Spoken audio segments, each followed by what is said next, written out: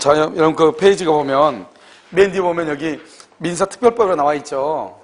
여기 민사특별법. 여기 보면 뒤에 보면 그 자료 빈 공간 있죠. 여기 벌써 썼네요. 거기다가 지금부터 쓰세요. 교환은 먼저요. 환매를 먼저 볼게요. 환매요. 여러분 이제 환매를 보면 환매라고 하는 것은 뭐냐면 이것은 이제 우리가 가등기 담보 등이라는 법률을 봐야 되는데요. 우리가 이제 돈을 빌리는 방법은 이렇게 갑이요 5억짜리 집이 있으면 이 을이라는 사람한테요 을한테 갑이라고 하는 사람이 3억을 빌려요. 이것을 뭐란다? 소비대차다 이렇게 얘기하고요. 이렇게 소비대차를 하고 나서 여기서 뭐냐면 대물변제예약을 해요. 대물변제예약이요. 그럼 이것은 뭐냐면 갑하고 이렇게 하고 있으면 을이요 갑이 을한테 돈을 3억을 빌리면서 만약에 내가 돈 갚을 날짜에 돈을 갚지 못하면 이 집을 당신한테 대신 주겠다. 대신 집을 대물 변제, 대신 물건으로 변제하겠다. 이렇게 예약을 해요. 이렇게 예약을 하면서 이 을이라는 사람한테 가등기를 하죠. 이것을 뭐라 한다? 가등기 담보라고 얘기하고요.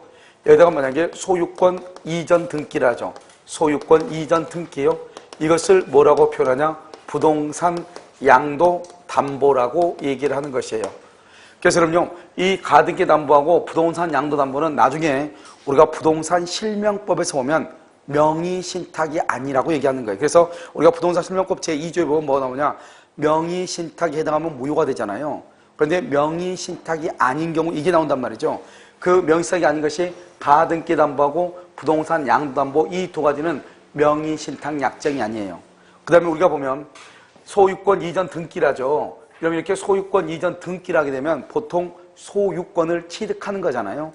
그런데 등기를 했음에도 불구하고 이러한 경우는 뭐냐면 이 사람은 소유자가 아니에요. 소유자가 아니고 이것을 우리는 뭐라 한다? 부동산 양도 담보권자라고 얘기하는 거예요. 양도 담보권자 이렇게 얘기하는 거예요. 이 사람은 소유자가 아니에요. 이 사람은 양도 담보권자다. 그럼 누가 소유자냐? 이 갑이라는 사람을 뭐라 한다면 양도 담보 설정자라고 얘기하고요. 설정자, 이 사람을 우리는 뭐라 한다? 소유자라고 얘기하는 거예요. 양도 담보 설정자, 소유자 이렇게 얘기를 하는 것이에요. 그래서 이 사람이요 목적물을 뭐 한다? 점유하죠. 점유해서 사용하고 수익을 하죠. 그래서 여기서 뭐 한다? 과실을 뭐 한다? 과실을 수취하는 거죠. 그래서 과실 수취권이 누구한테 있냐? 양도담보 설정자인 갑한테 있어. 등기는 누가 앞으로 되어 있는데 을 앞으로 되어 있음에도 불구하고. 왜냐면 우리가 등기가 되어 있을 때 내가 소유자가 되려면 내가 멋대로 소유자가 되는 게 아니죠. 뭐가 있어야 되냐? 소유권을 취득할 수 있는 원인, 매매라든가 교환이라든가 증이라든가 이런 것들이 있어야 되잖아요. 그런데 여기는 지금 돈 빌려준 거잖아요. 돈을 빌려주고 을 앞으로 등기했다고 해서 을이 소유자다. 그러면 돼야 안 돼요? 안 되는 거잖아요. 그래서 이 사람은 등기는 자기 앞으로 되어 있지만 소유자는 아닌 거예요. 그래서 이 사람은 양도 담보권자라고 하는 것은 뭐냐? 마치 저당권자하고 동일하게 보는 거예요. 저당권자하고. 그러면 소유자가 누구냐? 갑이 소유자가 되고 갑이 과실을 수취하죠. 만약에 나중에요 문제가 가담법에 적용돼서 청산 절차가 종료가 되죠. 종료가 되면 그때는 여기요 채권자죠. 채권자에게 모든 권리가 이전돼. 채권자가 소유자가 되는 것이에요. 그래서 여기서 이것은 이제 우리는 가등기 담보, 그 다음에 양도 담보다 이렇게 얘기하고요. 여기는 부동산 양도 담보죠. 동산 양도 담보라고 하는 것은 그것은 관습법상 인정되는 물건이에요. 관습법. 그래서 동산 양도 담보도 있긴 있는데 그 동산 양도 담보 여기요. 동산이요. 동산 양도 담보라고 하는 것은 그것은 관습법에 의해서 인정되는 것이고 부동산 양도 담보는 이것은 가등기 담보 등에 관한 법률에 의해서 인정되는 것이에요. 알겠죠? 이것은 이제 우리는 양도 담보다 가등기 담보다 이렇게 얘기를 하는 것이고요. 여기 또 이제 뭐가 있냐면 이제 돈을 빌리면 또 한 가지 있어. 이렇게 갑이 있죠? 갑이 5억짜리 집을요. 여기 을이라는 사람하고 3억 원에 뭐라냐? 매매를 해. 매매. 3억 원에 매매 계약을 해요. 그러면 이 을을 뭐라 한다? 매수인이죠. 매수인한테 목적물을 인도하고 매수인한테 등기를 이렇게 해요. 그럼 매수인이 뭐가 된다? 매수인이 소유자가 되는 것이 소유자. 알겠죠? 이 사람이 매수인이고 등기를 하죠. 이 사람이 소유자가 되죠. 그 다음에 이 사람은요. 원래 여기서 보면 여기는 소비대차잖아요. 소비대차 이 3억 원에 대해서 뭐를 지급한다? 이자를 내야 돼요. 이자. 그럼 그런데 여기는 뭐죠? 매매 대금이죠. 매매 대금 3억 원에 대해서는 이자라고 하는 것이 있어요, 없어요? 원래 없죠. 대신 이 을은요, 이 집 있죠? 이 집을 받죠? 이 집에서 이 사람은 월세, 차임이죠, 월차임. 월세를 받는 거잖아요, 월세. 이것을 뭐란다? 과실이라고 하죠. 과실을 취득하는 거예요. 그러니까 이 을은 갑이라고 하는 사람이 돈을 빌리는 방법이 소비 대차에 의해서 돈을 빌리면 이자를 줘야 되잖아요. 그런데 매매를 통해서 돈을 빌리면 이자를 안 줘도 되죠. 대신 이 을은요, 이자를 받지는 못한 대신에 갑으로부터 이 건물을 넘겨받고 등기를 이전받아가지고 이 건물을 월세를 줘가지고 뭐죠? 임대차를 줘가지고 월세를 받는 거죠, 대신. 그래서 이것을 뭐라 한다? 이자와 과실은 다른 약정, 언제나가 아니에요. 다른 약정이 없으면 뭐 한 걸로 본다? 상계한 것으로 본다. 이렇게. 다른 약정이, 언제나 그러면 안 돼. 다른 약정이 없을 때. 그 다음에요. 이렇게 있으면 어떡한다? 왜 이 사람은 5억짜리 그러면 3억 원에 매매했냐? 이 말이죠. 이들은요, 부동산이죠. 부동산의 경우는 몇 년 안에? 5년 안에. 동산의 경우는 몇 년 안에? 3년 안에요. 여기서 5년, 3년 안에 갑이 을한테 다시 사오는 거죠. 다시. 그것을 우리는 뭐란다? 그것을 환매라고 얘기를 하는 것이에요. 환매. 이렇게요. 매매의 형식을 빌려가지고 뭐죠? 돈을 빌리는 것, 이것을 우리는 뭐라고 하냐? 매도담보라고 얘기하는 것이고, 이 매도담보에는 환매와 재매매 예약이라고 하는 것은 두 가지가 있는 것이에요. 그러니까 이것은 이제 매도담보고, 그 다음에 소비대차에서 등기한 것을 양도담보라고 그래. 매매의 형식에 의해서 돈을 빌리는 것. 그러니까 갑이 돈을 빌리고 싶은데 매매 계약의 형식을 따라가지고 돈을 빌렸다 이 말이죠. 이것을 우리는 뭐란다? 매도담보라고 얘기하는 것이에요. 매도담보. 그러니까 여기서 이제 이것을 뭐란다? 환매다. 이렇게 하죠. 환매. 무슨 말인지 알겠죠? 여기서 이제 뭐란다? 환매라고 하고, 환매는 부동산은 5년, 동산은 3년 안에 갑이 을한테 다시 사오는 거죠. 이걸 환매라고 얘기해요. 이때 환매는 뭐냐면 이렇게요. 갑이 을한테 팔잖아요. 등기를 보면 1번 갑이죠. 갑이 했어요. 2번 여기 을한테 팔죠. 을한테 이렇게요. 그러고 나서 여기요. 우리가 부기등기는 2, 1 이렇게 하죠. 그래서 이것을 여기서 동시에요. 갑 앞으로 환매 특약의 등기를 하죠. 환매 특약. 그러니까 갑이 을한테 팔면서 을 앞으로 등기해주면서 동시에 자기가 다시 5년 안에 사오겠다고 하는 것을 이것을 동시에 등기를 하죠. 여기 2번이죠. 이거 1번, 2번 이것을 무슨 등기라고 하죠? 이것을 무슨 등기? 이것을 주등기라고 얘기하는 거잖아요. 주등기. 그 다음에 의의 1 이걸 무슨 등기라고 하죠? 이것을 부기등기라고 얘기하잖아요. 부기등기요. 그래서 이것은 뭐냐면 2번 다음에 있는 등기다 이 말이죠. 그래서 만약에 1번 다음에 있으면 뭐라 한다? 1, 의, 2라고 1, 1 이렇게 하죠. 여러분 2번 다음이니까 2번에 대해서 부기등기죠. 그래서 2의 1 이렇게 얘기하죠.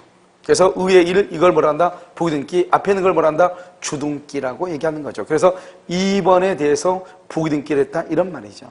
그러면 여기서 이제 환매 등기를 할 때는 환매 대금에 대해서 등기를 하거든요. 환매 대금은 원금이 얼마죠? 지금 여기요? 3억이죠? 3억하고 비용 예를 들어서 뭐 500만 원 이렇게요. 비용에 대해서 이렇게 한꺼번에 같이 환매 대금을 등기를 하도록 되어 있어요. 이 환매 대금은 다른 약정이 없을 때요. 아무런 말이 없을 때 이 말이죠. 그래서 원금하고 비용을 포함한 것을 환매 대금이다 이렇게 얘기해. 다른 말이 없을 때. 그래서 환매에서는 두 가지죠. 다른 약정이 없다. 그래서 어떻게 하냐? 환매 대금은 다른 약정이 없을 때 원금과 비용이잖아요. 만약에 다른 약정이 있으면 원금과 비용보다 더 초과할 수도 있죠. 알겠죠? 그러면 이 비용이라는 게 뭐냐? 이런 보면 이 을이라고 하는 사람은요. 갑이라는 사람의 건물을 넘겨받으면 등기를 해야 되겠죠? 그럼 등기 비용이 있죠? 그러면 또 재산을 취득했으니까 취득세가 나오겠죠? 그런데 몇 년 안에 뺏기도록 돼 있죠? 몇 년 안에? 5년 안에 다시 뺏기는 거잖아요. 그러면 쓸데없는 짓 하는 거잖아요. 5년 동안에. 5년 안에 언제 이 갑이요? 와가지고 돈 주고 찾아갈지 모르는 거잖아요. 그렇기 때문에 이 을은 하지 않아야 될 짓을 하는 거잖아요. 그러니까 이러한 것들을 비용으로 해가지고 등기를 하는 거죠. 그래서 만약에 갑이 5년 안에 다시 찾아가면 을이 갑한테 이 원금 3억에다가 비용 500을 달라가죠.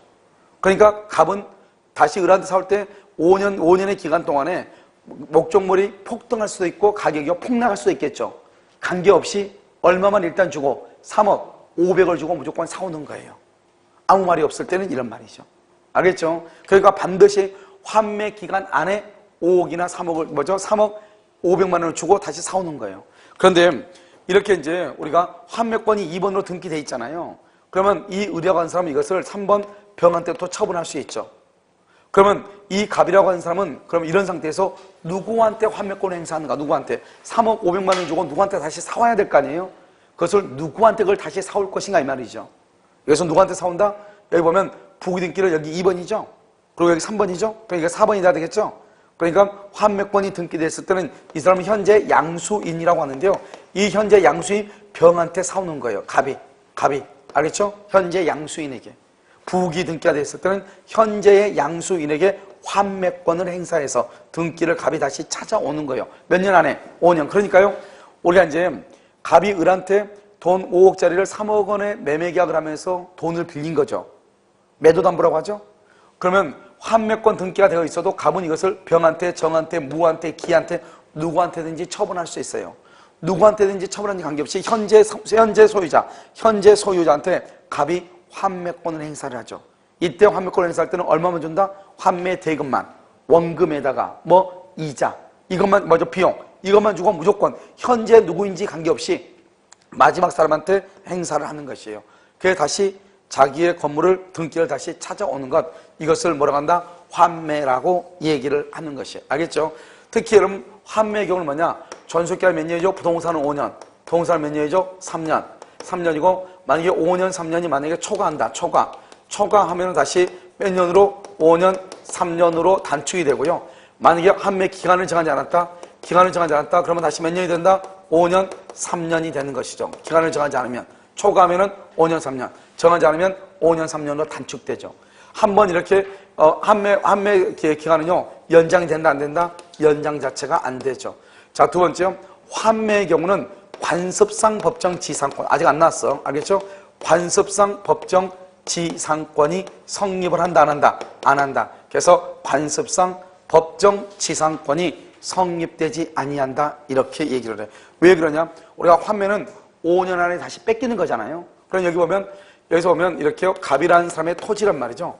이것을 여기요. 5년의 기간을 정해가지고 을한테 팔아. 그래서 갑이라는 사람이 뭘 가지고 있냐? 환매권을 가지고 있죠. 환매권을 가지고 있죠. 그러면 이 을은요. 비록 자기 앞으로 뭐가 돼 있어? 등기가 되어 있어도 몇 년 안에 다시 뺏긴다. 부동산이니까 몇 년? 5년 안에 다시 갑이 등기를 가져간다고 하는 것을 알고 있다, 모르고 있다? 알고 있죠. 그런데 을이 여기다가 이렇게요. 을이 여기다가 건물을 지었다 이 말이죠. 이렇게요. 그러면 을이 건물을 신축을 했다면 신축. 그러면 신축하면 어떻게 되죠? 겉으로 보기에는 을의 토지 위에 을이 건물을 가지고 있는 것처럼 보이죠.